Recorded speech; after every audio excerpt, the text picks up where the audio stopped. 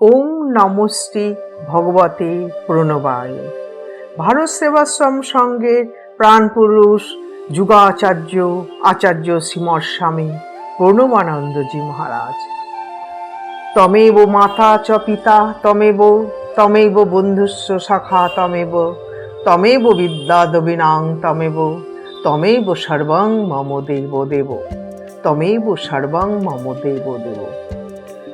গুরু মহারাজ তার শিষ্য ভক্তগণদের কিভাবে মায়ের ন্যায় প্রসাদ খাওয়াতেন তারই একটি ঘটনা আজ আমি আপনাদের বলছি। কলকাতা হইতে আচার্যদেব একবার উৎসব উপলক্ষে সন্ন্যাসী সন্তানগণকে সঙ্গে নিয়ে খুলনা স্টেশন হয়ে স্টিমারে চলছেন বাজিতপুরে। তার টিফিন ক্যারিয়ারে যে জল দেয়া ভাত ছিল তা গেছে গলে, একেবারে বিস্বাদ ও টক হয়ে। জনৈক শুশ্রূষাকারী সন্তানকে তিনি নির্দেশ দিলে যে ওই জল দেয়া ভাতের মধ্যে লেবুর রস ও নুন দিয়ে শরবত তৈরি করতে। যখন প্রস্তুত হয়ে গেল তখন সেই শরবত পুরা এক গ্লাস নিজে সানন্দে পান করে তিনি সন্তানদের ডাক দিলেন প্রসাদ দিতে। সন্তানেরা কক্ষে প্রবেশ করেই প্রণাম করতে এক গ্লাস শরবত হাতে দিয়ে বললেন, জার্নিতে শরীর কষে গেছে, এর এক গ্লাস খেলেই শরীর স্নিগ্ধ হয়ে যাবে।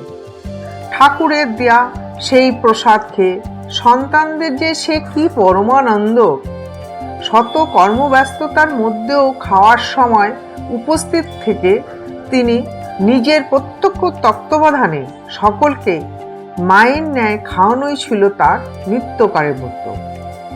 বিশেষ বিশেষ দিনে যে সময় প্রসাদ প্রার্থীর সংখ্যা শতগুণ বৃদ্ধি পেত, সেদিন ঘন্টার পর ঘন্টা কখনো কখনো উনি দণ্ডায়মান, আবার কখনো বা উপবিষ্ট অবস্থায় এই কাজে তিনি নিযুক্ত থাকতেন। মনে হতো যেন এই কাজটি যেন তার কতই না প্রিয়। শিষ্য ভক্তগণের ভোজনকালে তার এই উপস্থিতির ফল হতো দুটি। একদিকে তার প্রত্যক্ষ তত্ত্বাবধানে আহার্য গ্রহণের সুযোগ পেয়ে ভাবুক ভক্তেরা নিজেদের মনে করতেন ধন্য ও সৌভাগ্যবান। অন্যদিকে তার ব্যক্তিত্ব প্রভাবে আহারকালে রক্ষিত হতো বিশেষ শান্তি ও শৃঙ্খলা। ৫০০ লোক একসঙ্গে প্রসাদ নিতে বসলো, কারোর টু শব্দটি করার সাধ্য থাকতো না তার সম্মুখে। আহার্য বস্তু অপচয় হতো না বিন্দুমাত্র। পরিবেশকদের তিনি সজাগ ও সতর্ক করে দিতেন তাদের সেই বিশেষ দায়িত্ব সম্বন্ধে। আহারকালে কার কি প্রয়োজন অপ্রয়োজন তার প্রতি প্রখর দৃষ্টি রাখতেন তিনি। এই জন্য কারো মুখ ফুটে কিছু চাইবার বা জানবার প্রয়োজনই হতো না। অনেক সময় এক বাটি দুধ বা এক বাটি ঘি তিনি একটু খেয়ে তা এক চামচ আর চামচ করে প্রসাদ দিতে বলতেন সকলকে। সন্তানেরা সেই প্রসাদ কণিকা অমৃত জ্ঞানে গ্রহণ করে কতই না পরিতৃপ্ত হতেন।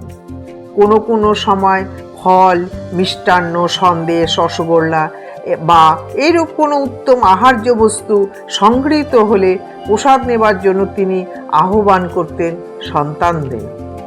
তখন সন্তানদের সে কি যে আনন্দ উল্লাস! প্রসাদ বস্তু অপেক্ষা এই উপলক্ষ ঠাকুরের অনুগ্রহ প্রাপ্তির যে সুযোগ ঘটত তাই ছিল তাদের সেই হর্ষ উৎসাহের মূল কারণ। একদিক দিয়ে বিচার করলে ঠাকুরের প্রসাদ দান লীলাও ছিল এক অনুপম মাহাত্ম্য। কোনো যুগে কোনো ধর্মাচার্য তার শিষ্য সন্তানগণকে এইভাবে দিনের পর দিন সামনে বসে প্রসাদ দিয়েছেন তা ইতিহাসে পাওয়া যায় না। মনে হতো এ তো শুধু ভৌতিক আহার্য দান নয়, এ ছিল তার জীবনদান ব্রত। এই প্রসাদ দানের ছলে তিনি ভক্তদের অন্তরে পরিবেশন করতেন কত শক্তি, ভাব ও অমৃত। কোনো ভক্ত কোনো ফল, ফুল বা অন্য কোনো জিনিস অর্ঘ্যরূপে দান করলে তিনি তাদের সেই সামান্য দান কত সমাদরেই না গ্রহণ করতেন। একবার ভক্তদের প্রদত্ত কয়েকটি ফল খারাপ হয়ে যাওয়ায় জনক এক সন্তান তার নদী গর্ভে নিক্ষেপ করেন। তা দেখে তিনি তাকে ভর্ৎসনা করে বলেন, ফলগুলি তারা কত ভাব ভক্তি সহকারে দিয়েছে, আর তুই কি করলি? তা এমনিভাবে ফেলে দিলি? এগুলি তো একেবারে নষ্ট হয়ে যায়নি। ভক্তগণের প্রদত্ত অর্ঘ্য সামগ্রীর প্রতি তার এ প্রেম প্রীতি দেখে স্মরণ হতো ভক্তবৎসল শ্রী রামচন্দ্রের সবরকন্যা ভক্তিমতী সর্বরই উচ্ছিষ্ট ফলের আস্বাদনের কথা। ওং গুরু কৃপাহি কেবলম, ওং গুরু কৃপাহি কেবলম, ওং গুরু কৃপাহি কেবলম।